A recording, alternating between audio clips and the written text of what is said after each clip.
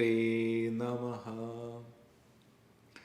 So today we are diving deep into the heart of Kanchipuram to discover everything about the extraordinary Kanchi Kamakshi Devi Temple, the living goddess. So this video will take you through everything you need to know about Kamakshi Amman, her temple, her miracles, her legends, and her unshakable love. Let's start.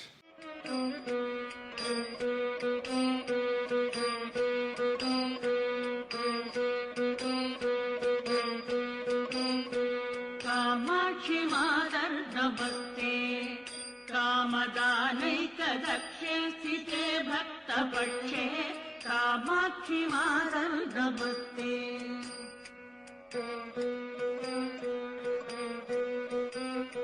कामारिकान्ते कुमारी कालकालस्य मत्तुक्करे दत्तदत्ते कामाय कामप्रदात्री कामकोटिश्च पूज्ये गिरं देहि मह्यं कामाक्षि मादर नमस्ते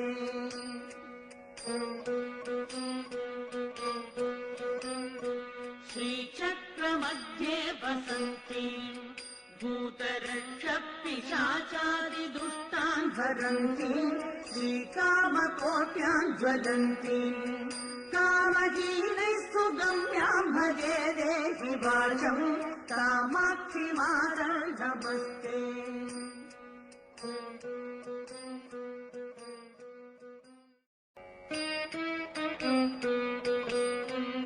It is said Kanchipuram or Kanchi is one of the 7 moksha puris, sacred cities believed to grant liberation, moksha.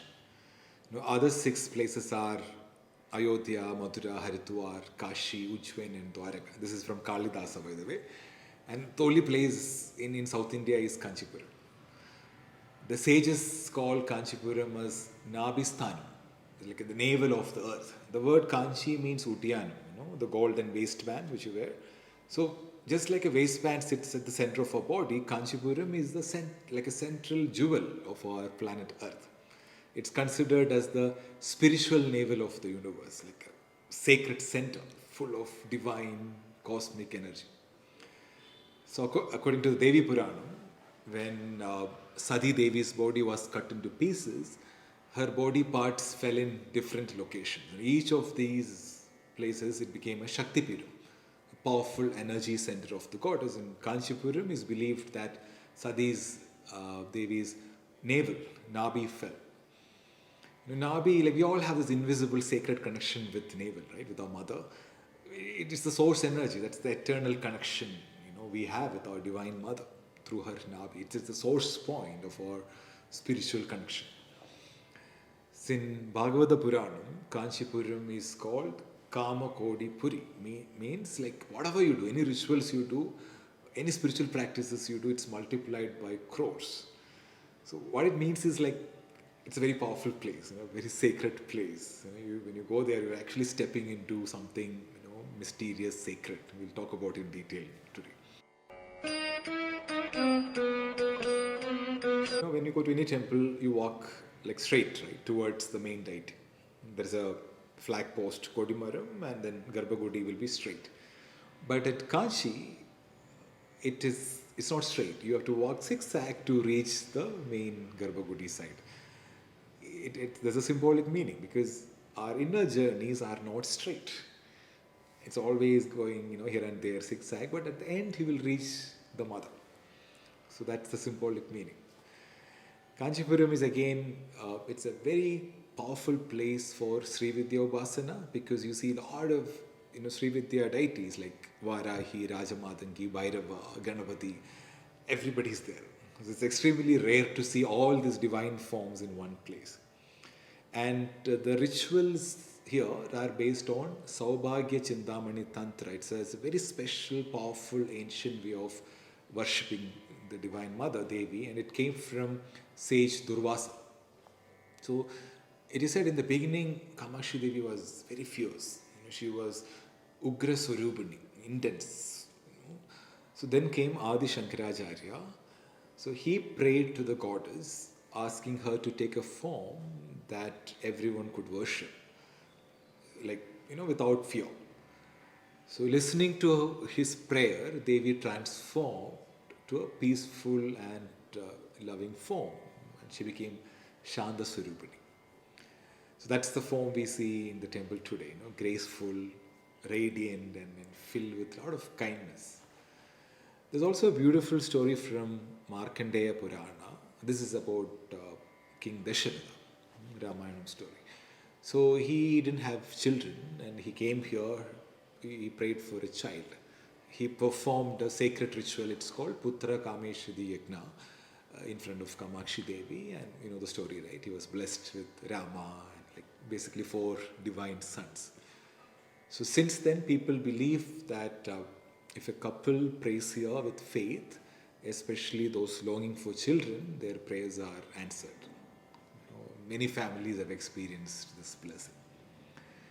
So right inside the temple, there is there's a special hall called the Gayatri Mandapam, and it has 24 pillars. So again, why 24? Because Gayatri's mantra, right? Syllables, 24 syllables, and it is believed to be a sacred space with very high vibrations. There's another fascinating place inside the temple. It's called the Biladwara. It's a sacred underground opening. So it is believed that Devi Kamakshi emerged from this sacred spot. She came to defeat Bandasura. Like once in a year, it's called Aipasi Puram. Puram is her star. It comes in November, October time. So they do this milk abhishek, thousands of liters of milk. They pour into this sacred spot, and nobody knows even today where the milk goes. Thousands of liters, it just disappears because it is so deep. It just goes somewhere without any trace. There's one more very interesting fact about this place. Kanchipuram has hundreds of Shiva temples, but none of them have a separate shrine for the goddess. Because Kamakshi Devi herself is the Shakti of the entire city. She is the central power, the life force of Kanchipuram. All festivals, temple festivals in the city, whether it is for Vishnu, Shiva, and any temples there in the city, they must pass by her temple. Even Varadaraja Perumal, who is considered her brother, comes to visit her during festivals. This shows like how deeply revered and central Devi Kamakshi is in the city. So it comes from 2 Sanskrit words. Kama means desire, Akshi means eyes.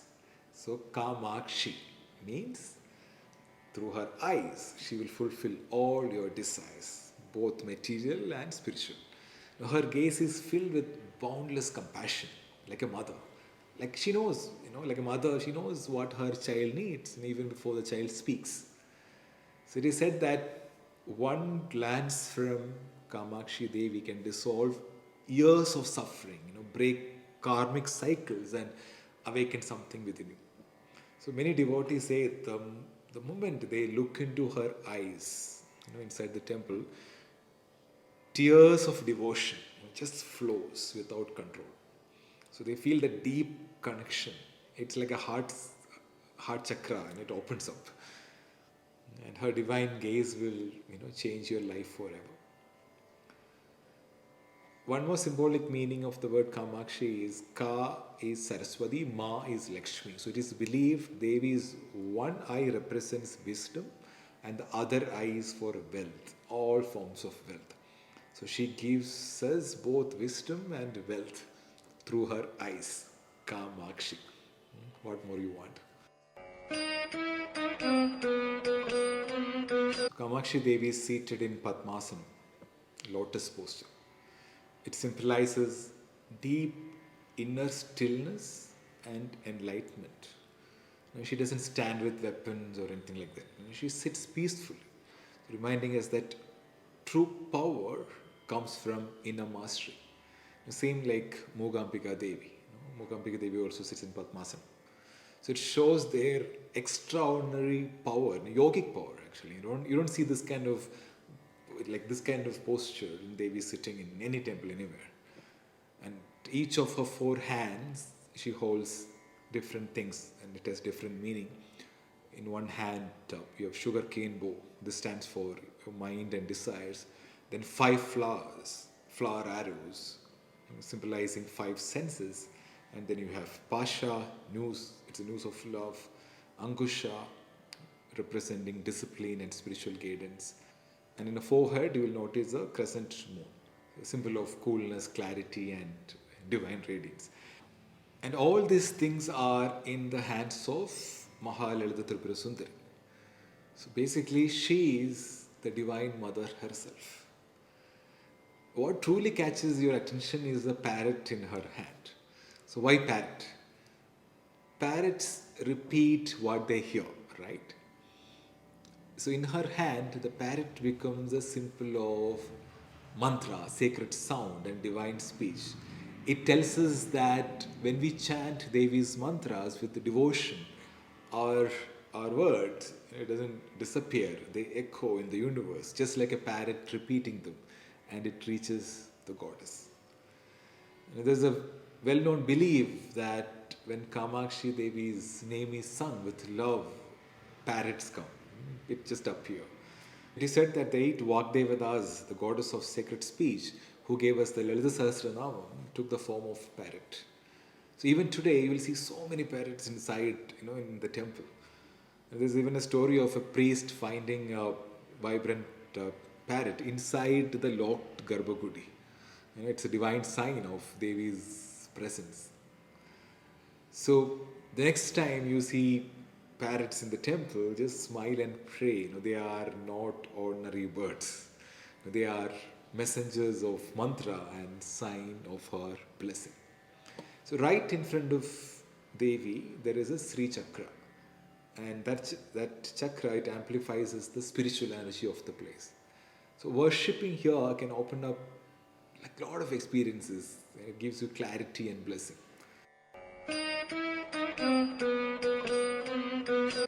The Kamakshi Temple in Kanchipuram is said to be thousands of years old. I'll start with the story of Daksha, the Daksha Yaga, right? So that's where Sati, Lord Shiva's first wife, gave up her life because her father insulted Lord Shiva. So Lord Shiva, with grief and rage, carried her body and began the Tandava, the dance of destruction. So to stop this cosmic chaos, Lord Vishnu used his Sudarshana Chakra to cut Sati's body into pieces. And then these pieces fell in different places and it became Shakti Peethas. It is believed that in Kanchipuram, Sati's navel part, her Uttyanam, and it all fell in Kanchipuram. And that's why this place is so powerful. So Kamakshi Temple is called the Nabhisthanam, Uttyana Peetham. It's a very powerful energy center of the Divine Mother. There's another beautiful story connected to Kamakshi Devi. It is said that Parvati, in the form of Kamakshi, she did deep meditation and tapas under a mango tree in Kanchipuram to win Lord Shiva's love. She even made a Shivalingam out of sand, Prithvi Lingam.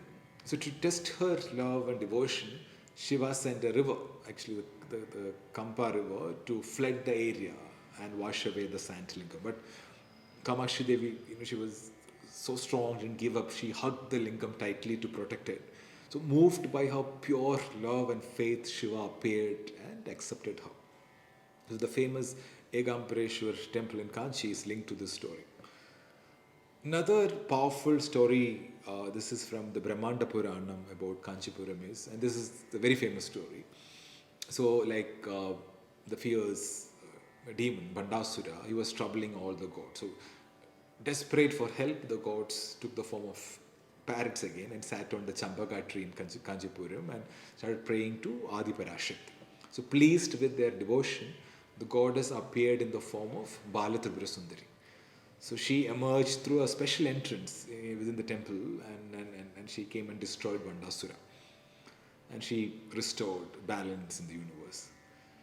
And to mark this victory, a pillar was erected. So this pillar is there even now. It's called the Dvajastambam, which you can see in the front.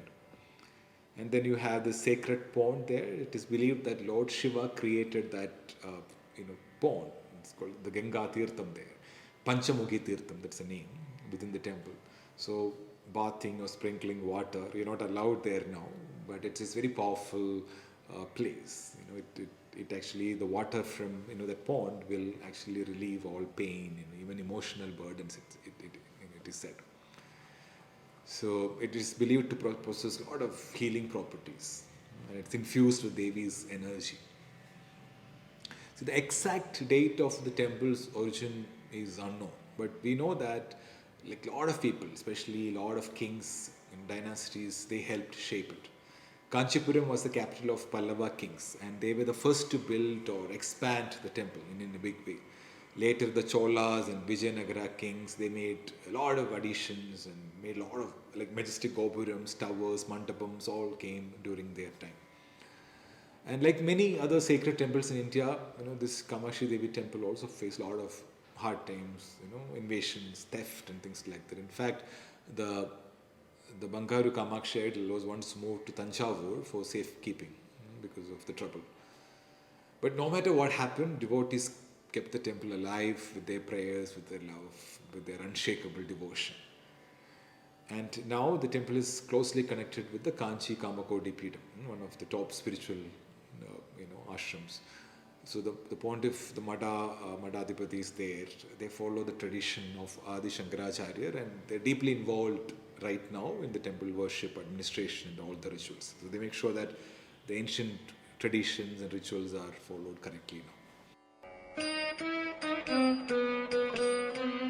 So the Kamakshi Amman temple is spread over more than 5 acres. It is a divine space filled with sacred vibrations. So let me take you like a walkthrough and introduce all the beautiful deities inside the temple and the rituals, right? So we'll start with Kamakshi Devi, which is the heart of the temple.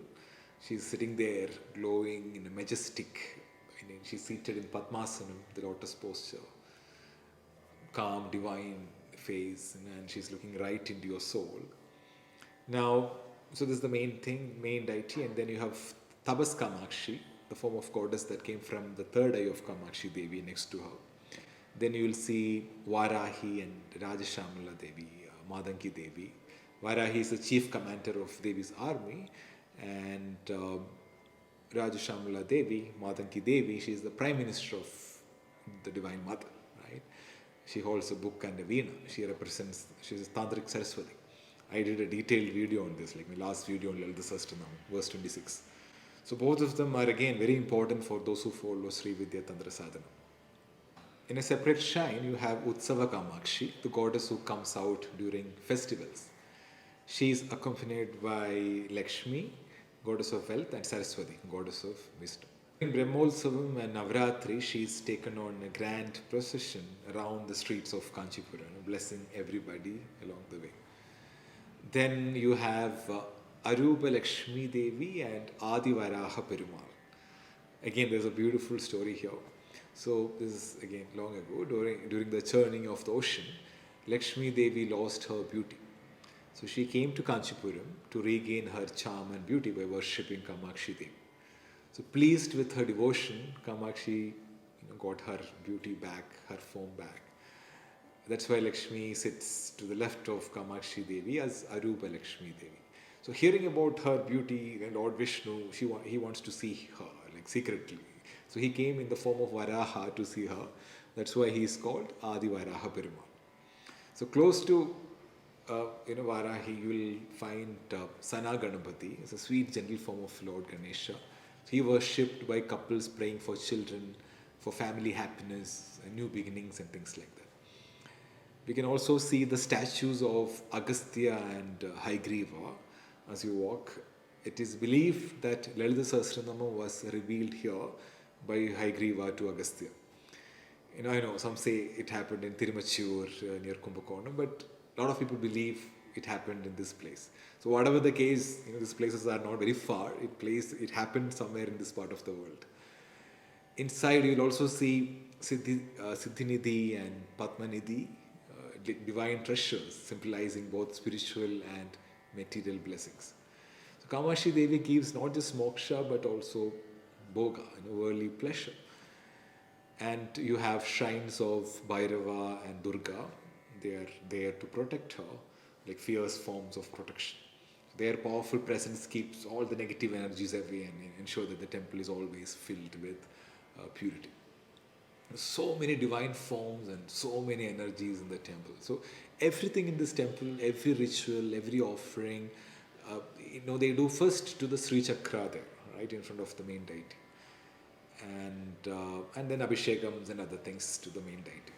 So every Purnima day, full moon night, is like a special midnight ritual called Navavarana Puja is performed. This is based on again Saubhagya Chintamani Tantra taught by Sage Durvasa. So devotees believe that this puja is very powerful. It helps with delayed marriages, health problems, financial struggles and things like that. Very powerful ritual, done with a lot of devotion. Very ancient practice. So full moon days and new moon days are very special here. So many devotees say that Kamakshi's form and expression change depending on the time of the day or depending on the heart of the devotee looking at her. To one, like she may seem peaceful, to another person, she may look at it like with intense thing, and to a seeker, she's a guru, she reflects what you need. What makes Kanchipuram Kamakshi Temple so special? It's not the grandeur or the rituals, it's that unexplainable peace that fills your heart, the moment you step in. Even people who are not very spiritual, they've told that, I don't know what it is, but I felt something, some shift inside me. So that calming energy is the power there. Maybe it's because of the Sri Chakra, or maybe it's because of all the rituals, the ancient rituals happening there every day. So just being there clears away your mental fog, all your stress and heaviness. And also you'll get this message as soon as you pray to Devi that, I am here, everything will be okay. And there are many stories, experiences, miracles. I'll share with you one very famous one. It's about Muga Kavi. So he was born mute, okay, never spoke a word. But after receiving him, he was a big devotee. He used to come there every day. So he got the grace of Devi. Not only he spoke, he became a divine poet. He composed 500 beautiful verses in praise of the goddess. It's called Muga Panchashati. It's a masterpiece. It's a reminder that when Devi chooses to bless you, nothing is impossible. It's very similar to Kalidasa's story. Like childless couple, people with serious health problems, those stuck in a lot of tough situations. A lot of people, they found hope and healing after visiting Kamakshi Devi. There's a special Homa fire ritual performed here with 108 sacred herbs, conducted by 10 priests. The fire is brought to just the right temperature, so perfect that the herbs turn into sacred ash, vibhuti. And this vibhuti, is actually, it helps people like childless couples praying for children. And so people take it home with faith and they come back after months with tears of gratitude and a baby in their arms. So thousands of cases.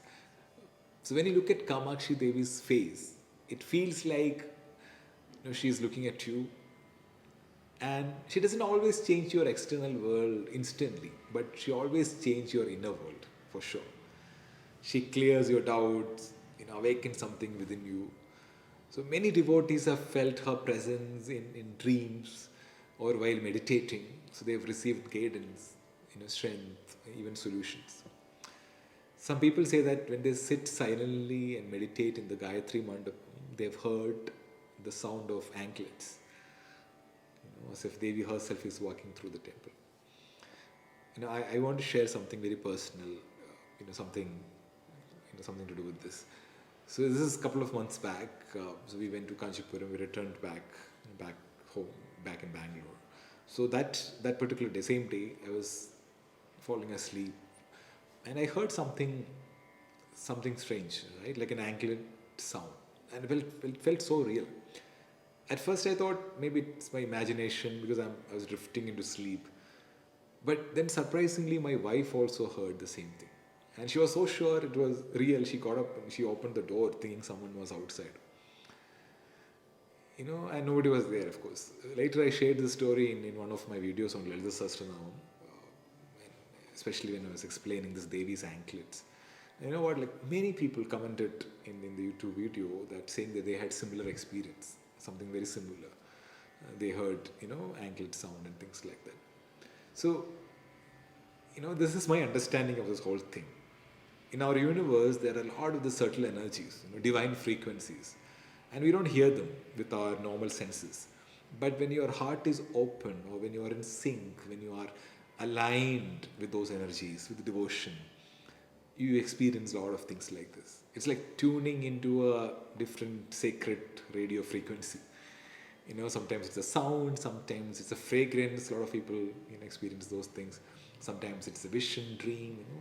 And for us that night, we were in sync, with those divine energies. So this experience, it's not just about the sound. It's like a reminder that the divine is always there, always there near us.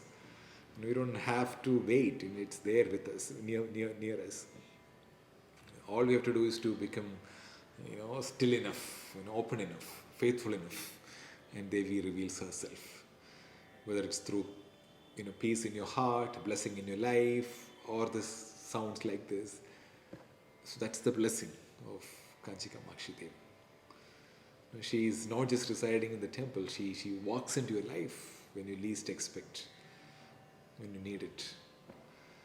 So to wrap up, in essence, a visit to Kanchi Kamakshi Temple is not about observing rituals or admiring the place. It's about experiencing that connection with the Divine Mother. So visit Kanchipuram not as a tourist, not even as a devotee. Visit as a child who misses their mother. It's your home, right?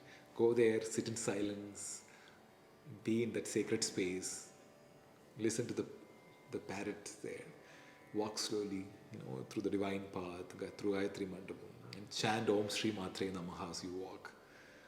Watch the lamps flicker, and then your eyes will meet her. And in that sacred moment, you don't need any proof. You don't need any answers. You will just know that she is real, she is love, she is Kamakshi. May you be blessed with her darshan. May your life be filled with her grace. Om Shri Matre Namaha. Kamakshi मातर् नमस्ते कामदानैकदक्षे स्थिते भक्तपक्षे कामाक्षि मातर् नमस्ते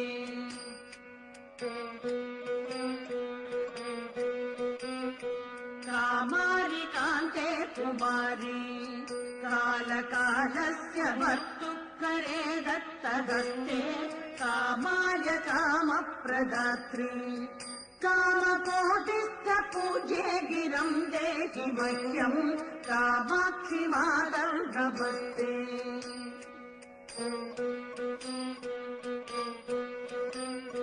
श्रीचक्रमध्ये वसन्ति भूतरक्षपिशाचादिदुष्टान् हरन्ति श्रीकामकोट्यान् ज्वलन्ति कामजीवैः सुगम्यां भजे देहि वाचम् कामाक्षि मातर् नमस्ते